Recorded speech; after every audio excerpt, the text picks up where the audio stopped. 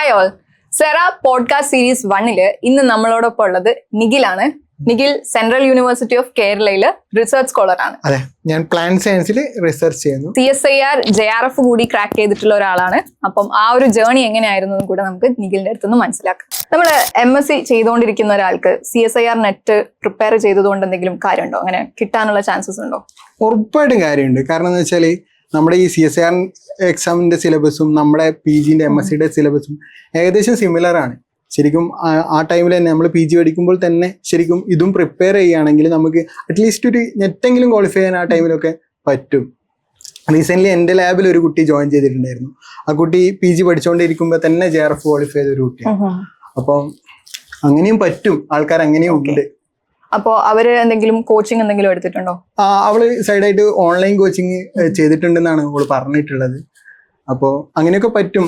കുട്ടിയൊക്കെ ഇപ്പം നല്ല രീതിയിൽ ഇപ്പം PG കഴിഞ്ഞ ഉടനെ തന്നെ JRF ക്വാളിഫൈ ചെയ്യുന്നു, ലാബിൽ കയറുന്നു, ഇപ്പൊ അവൾ കുട്ടി ഫെലോഷിപ്പ് വാങ്ങുന്നു, നല്ല രീതിയിൽ പോകുന്നുണ്ട്. നമ്മൾ എന്തെങ്കിലും ഒരു കാര്യം ചെയ്യുന്ന സമയത്ത് മിക്കപ്പോഴും നമ്മൾ നോക്കുന്നത് എന്തെങ്കിലും ഷോർട്ട് കട്ട് ഉണ്ടോ എന്നാണ്. CSIR നെറ്റിന് അതുപോലെ എന്തെങ്കിലും ഷോർട്ട് കട്ട് ഉണ്ടോ? CSIR എക്സാമിന് ശരിക്കും പറഞ്ഞാൽ ഷോർട്ട് കട്ട് ഒന്നുമില്ല കേട്ടോ. CSIR എക്സാം എന്ന് പറഞ്ഞാൽ ശരിക്കും അതൊരു കൺസിസ്റ്റൻസിന്റെ ഒരു എക്സാമാണ്.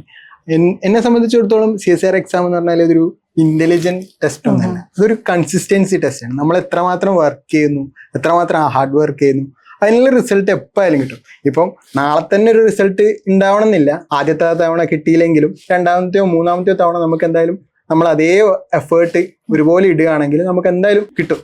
MSc ചെയ്യുന്ന ഒരു ആളെ സംബന്ധിച്ച് എങ്ങനെയാണ് ഒരു ബേസ് ലെവലിലുള്ള ഒരാള് മുൻപോട്ട് ഒരു നെറ്റ് CSIR ഒരു ലെവലിലേക്ക് എത്തുന്നത്? അതായത് ഞാൻ എന്നെ പറ്റി പറയുകയാണെങ്കിൽ ഞാൻ അത്ര വലിയ നല്ലൊരു ബാക്ക്ഗ്രൗണ്ട് ഒന്നും ആയിരുന്നില്ല. ഞാൻ ഡിഗ്രിക്കൊക്കെ പഠിക്കുന്ന സമയത്ത് എനിക്കൊരു 67% മാർക്കേ ഉണ്ടായിരുന്നുള്ളൂ. PGക്കും അതുപോലെ തന്നെയായിരുന്നു. അപ്പോൾ എനിക്ക് ഈ ഒരു മാർക്ക് വെച്ചിട്ട് പഠിച്ചിട്ട് ക്വാളിഫൈ ചെയ്യാൻ പറ്റിയിട്ടുണ്ടായിരുന്നു. അങ്ങനെ നല്ലൊരു ബേസും നല്ലൊരു ആ ഒരു മോഡലല്ല CSIR എക്സാം. ശരിക്കും പറഞ്ഞാൽ CSIR എക്സാമിൽ ശരിക്കും റാങ്ക് കിട്ടിയവർക്കോ കൂടുതൽ ടോപ്പിക്ക് കവർ ചെയ്തവർക്കോ കൂടുതൽ അറിയുന്നവർക്കോ ഒന്നും മാത്രമല്ല ഈ എക്സാം ക്രാക്ക് ചെയ്യാൻ പറ്റുന്നില്ല. കൃത്യമായിട്ട് ഓരോ ഭാഗങ്ങൾ പഠിക്കുന്ന കാര്യങ്ങൾ കൃത്യമായിട്ട് കവർ ചെയ്യുകയും അത് വീണ്ടും മോക്ക് ടെസ്റ്റുകൾ ചെയ്യുകയും റിവൈസ് ചെയ്യുകയും അങ്ങനെയൊക്കെ ചെയ്യുന്നവർക്കാണ്, കൃത്യമായിട്ട് പറഞ്ഞാൽ ഹാർഡ് വർക്കും കൺസിസ്റ്റൻസി ഇടുന്നവർക്കാണ് ഈ എക്സാം ക്വാളിഫൈ ചെയ്യാൻ പറ്റുന്നത്. നമ്മൾ ഈ PG പഠിക്കുമ്പോൾ തന്നെ കൃത്യമായിട്ട് സിലബസ് മനസ്സിലാക്കുക എന്നാണ് ആദ്യം ചെയ്യേണ്ടത്. കൃത്യമായിട്ട് അപ്ഡേറ്റഡ് ആയിട്ടുള്ള സിലബസ് കൃത്യമായിട്ട് മനസ്സിലാക്കുക. കൃത്യമായിട്ടുള്ള ടോപ്പിക്കുകൾ, ഏതൊക്കെ ടോപ്പിക്കുകളാണ് പ്രയോറിറ്റി കൊടുക്കേണ്ടതെന്നും ഏതൊക്കെ ടോപ്പിക്കുകളിലാണ് കൂടുതൽ മാർക്ക് വെയിറ്റേജ് ഉള്ളതെന്നൊക്കെ മനസ്സിലാക്കുക. പറ്റുകയാണെങ്കിൽ MSc പഠിക്കുന്ന കുട്ടികളെയൊക്കെ സംബന്ധിച്ചിടത്തോളം ഈ ഓൺലൈൻ കോച്ചിങ് ഒക്കെ വളരെ കൺവീനിയൻ്റ് ആയിട്ടുള്ള കാര്യങ്ങളാണ്. അപ്പോൾ ഒരു ഓൺലൈൻ പറ്റുകയാണെങ്കിൽ ലൈവ് സെക്ഷനുള്ള ഓൺലൈൻ കോച്ചിങ്ങുകൾ എടുക്കുക. CSIR നെറ്റിനെ സംബന്ധിച്ച് മോക്ക് ടെസ്റ്റിന്റെ ഒരു പ്രാധാന്യം എങ്ങനെയാണ്? മോക്ക് ടെസ്റ്റ് എന്ന് പറഞ്ഞാൽ CSIR ആസ്പിറന്റിനെ സംബന്ധിച്ചിടത്തോളം വളരെ ഇമ്പോർട്ടൻ്റ് ആയിട്ടുള്ള ഒരു കാര്യമാണ്. ശരിക്കും പറഞ്ഞാൽ നമ്മൾ എത്രമാത്രം പഠിച്ചിട്ടും കാര്യമില്ല, കൃത്യമായിട്ട് ക്വസ്റ്റ്യൻ വർക്കൗട്ട് ചെയ്യുക എന്നുള്ളതാണ് ഇതിൻ്റെ ഒരു മെയിൻ ഗോള്. അത്യാവശ്യം നമ്മൾ മെയിനായിട്ട് പറയുകയാണെങ്കിൽ ഈ എക്സാം എന്ന് പറഞ്ഞാൽ ആ 3 മണിക്കൂർ നമ്മൾ എങ്ങനെ ആ 3 മണിക്കൂർ എക്സാം എഴുതുന്നു, ഏതൊക്കെ ക്വസ്റ്റ്യൻ സെലക്ട് ചെയ്യുന്നു, ഏതൊക്കെ ക്വസ്റ്റ്യൻ നമ്മൾ ഒഴിവാക്കുന്നു എന്നാണ് ശരിക്കുള്ള ടേണിംഗ് പോയിന്റ്. അപ്പം ഇത്തരത്തിലുള്ള മോക്ക് ടെസ്റ്റുകൾ കണ്ടിന്യൂസ് ആയിട്ടൊരു മോക്ക് ടെസ്റ്റുകൾ അറ്റൻഡ് ചെയ്യുന്നതുകൊണ്ട് നമുക്ക് നല്ല രീതിയിൽ നമ്മുടെ മാർക്ക് ഇമ്പ്രൂവ് ചെയ്യാനും മാർക്ക് നല്ല രീതിയിൽ കയറ്റാനും നമുക്ക് നല്ല റാങ്കിലേക്ക് എത്താനൊക്കെ JRF ക്വാളിഫൈ ചെയ്യാനൊക്കെ ഈ ഒരു ഹെൽപ്പ് ചെയ്യും.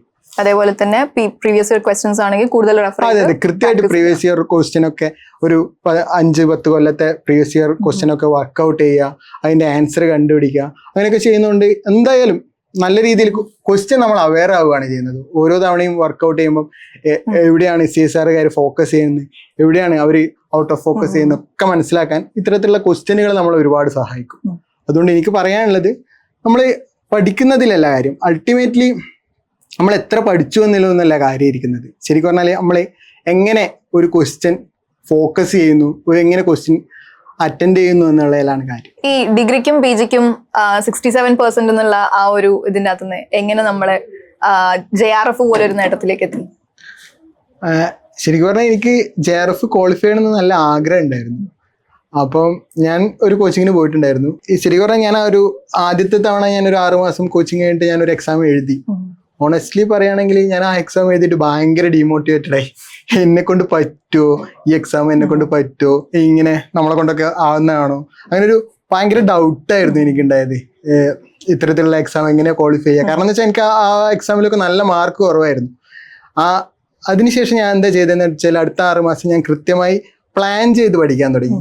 അതായത് കൃത്യമായി കുറച്ച് ഫോക്കസ് ഏരിയകൾ ഉണ്ടാക്കി. ഞാൻ മെയിൻലി ആനിമൽ DBയും ജെനറ്റിക്സും മോളിക്കുലർ ബയോളജി അങ്ങനെ കുറച്ച് ഫോക്കസ് ഏരിയകൾ ഉണ്ടാക്കി. എന്നിട്ട് ആ ഫോക്കസ് ഏരിയകളിൽ കൂടുതൽ വർക്കൗട്ട് ചെയ്തു, കൂടുതൽ റിവൈസ് ചെയ്ത് പഠിച്ചു, കൂടുതൽ പഠിച്ച സ്ഥലങ്ങളിൽ നിന്ന് കൂടുതൽ ക്വസ്റ്റ്യനുകൾ ചെയ്ത് പഠിച്ചു. അങ്ങനെയൊക്കെയാണ് ഞാൻ മെയിനായിട്ട് ചെയ്തൊരു സ്ട്രാറ്റജി എന്ന് പറഞ്ഞത്. പിന്നെ നമ്മൾ ആ പ്രോസസ്സിൽ വിശ്വസിക്കുക എന്നുള്ളതാണ്. Trust the process actually.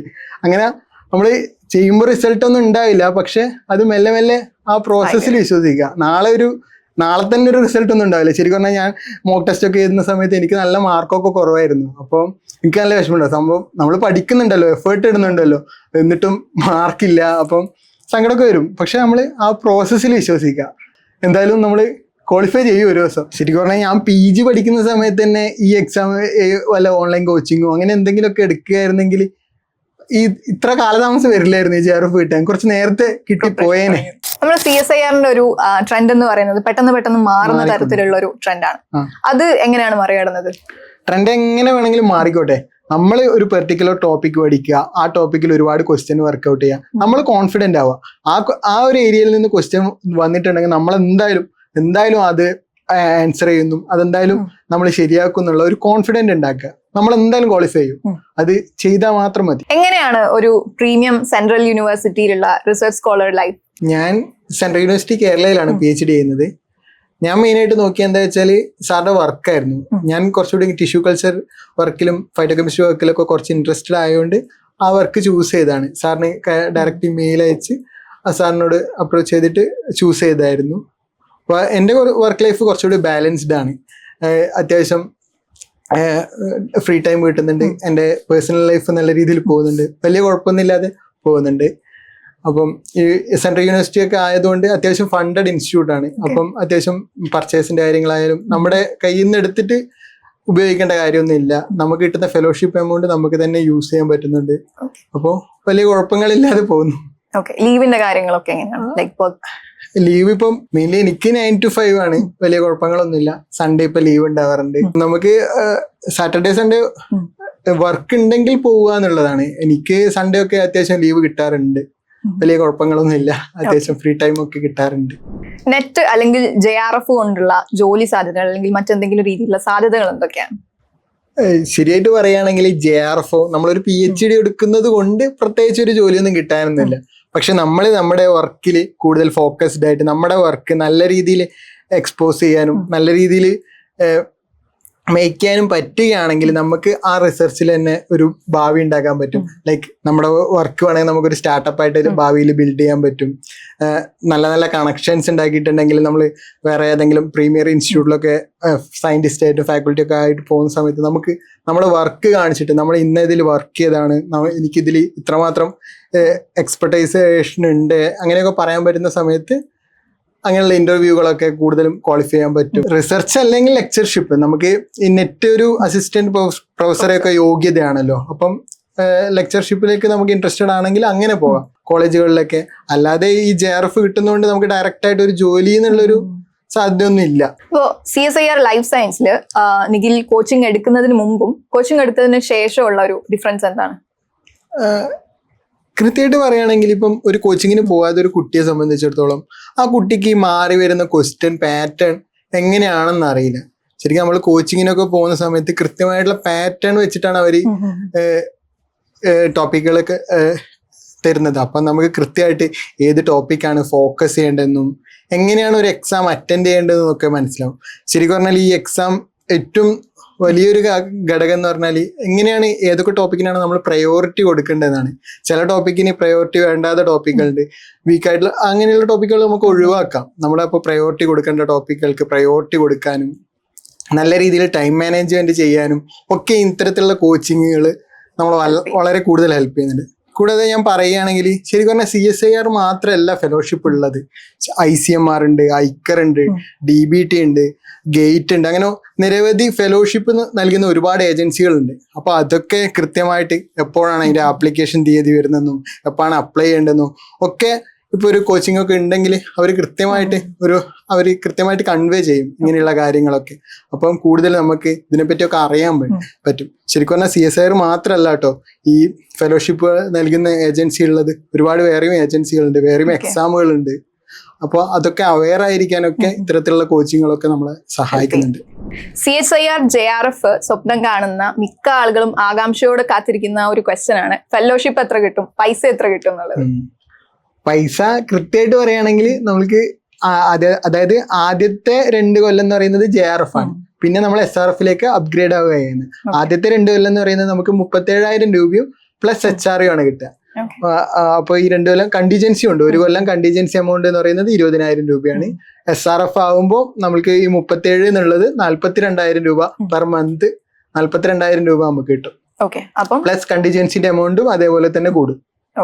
അപ്പൊ ജൂനിയർ റിസർച്ച് ഫെലോഷിപ്പ് എന്ന് പറയുമ്പോൾ മന്ത്ലി 37,000 വരുന്നുണ്ട്. സീനിയർ റിസർച്ച് ഫെലോഷിപ്പ് ആവുന്ന സമയത്ത് 42 ആവുന്നു.